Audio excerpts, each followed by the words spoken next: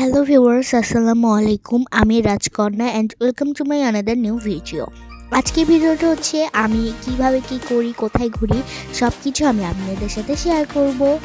এখন আমি আমার আরেক নানুর বাসায় যাচ্ছিলাম। শুনলাম সেখানে নাকি বিভিন্ন ধরনের গাছ লাগানো হয়েছে, সেগুলোই দেখতে যাচ্ছিলাম। ওই নানু বাসাটা আমার নানু বাসার একদম পাশেই ছিল, যে জন্য আমার যেতে বেশিক্ষণ সময় লাগেনি। এখানে আমি আসলাম আমার নানু বাসায়। এখানে নাকি অনেক গোলাপ ধরেছে আর অনেক বেশি সুন্দর, মাশাআল্লাহ। এখানে আমার খালামণি আমাকে বলল ভিতরে নাকি কোন সবজির গাছ আছে, আমি সেটাই দেখতে যাচ্ছিলাম। আর দেখতে পেলাম এখানে নাকি আলুর গাছ আছে, যেখানে অনেকগুলো আলু ধরেছিল। আর এখানে আমি ঘুরে ঘুরে দেখছিলাম কোথায় কি শাক সবজির গাছ লাগানো হয়েছে। গোলাপ গাছের পাশেই দেখতে পেলাম একটি ছোট্ট গোলাপ গাছ আছে। এরপর হাঁটতে হাঁটতে আমি আমার নানু বাসার সামনে চলে আসলাম। সেখানে আমি দেখতে পেলাম একটি লাল ফুলের গাছ লাগানো হয়েছে। এরপর আমি গাঁদা ফুলের গাছের কাছে আসলাম। সেখানে দুই ধরনের গাঁদা ফুল আছে। আমি আমার বড় নানুদের বাসায় ঢুকলাম। সেখানে দেখতে পেলাম বিভিন্ন রঙের গোলাপ ফুল গাছ লাগানো হয়েছে, আরো বিভিন্ন ধরনের গাছ রয়েছে। চারপাশটা ঘুরে দেখছিলাম এবং বাগানটা অনেক বেশি সুন্দর ছিল। বাগান দেখার পর আমি আমার নানু বাসায় ফিরে আসছিলাম।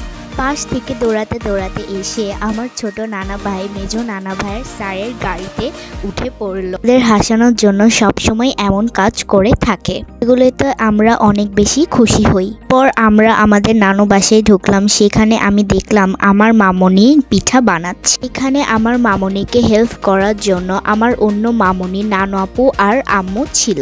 আমি সেখানে দাঁড়িয়ে আমার মামনির পিঠা বানানো দেখছিলাম, তিনি কিভাবে পিঠা বানাচ্ছে। এভাবে কিছুক্ষণ পিঠা বানানো দেখার পর আমি আমার নানু বাসার দোতলায় গেলাম। আমি সিঁড়ি দিয়ে উপরে উঠছিলাম এবং পিছনে আমার কাজিনসরা আসছিল। যা আমার মেজো মামার বাসা। বাসার ভিতর ঢুকতে এখানে ড্রয়িং রুম ছিল, তারপরে ডাইনিং রুম ছিল।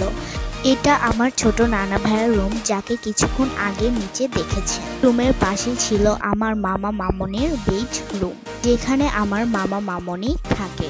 এই রুমে ছিল আমার নানু ভাইয়ের ছবি। তিনি আমার জন্মের আগেই মারা গিয়েছেন, আমি তাকে দেখতে পাইনি। আল্লাহ তাকে ভেস্তবাসী করুক, আমিন। আর এইটা ছিল আমার মেঝো নানা ভাইয়ের রুম, যে নাকি আমাকে সবসময় ভিডিও করতে সাহায্য করে।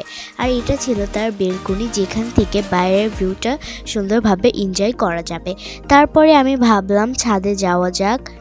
এর পাশে একটা রুম ছিল, যেখানে আমার মেঝো নানা ভাই পড়ছিল, এই জন্য আমি দেখাতে পাইনি।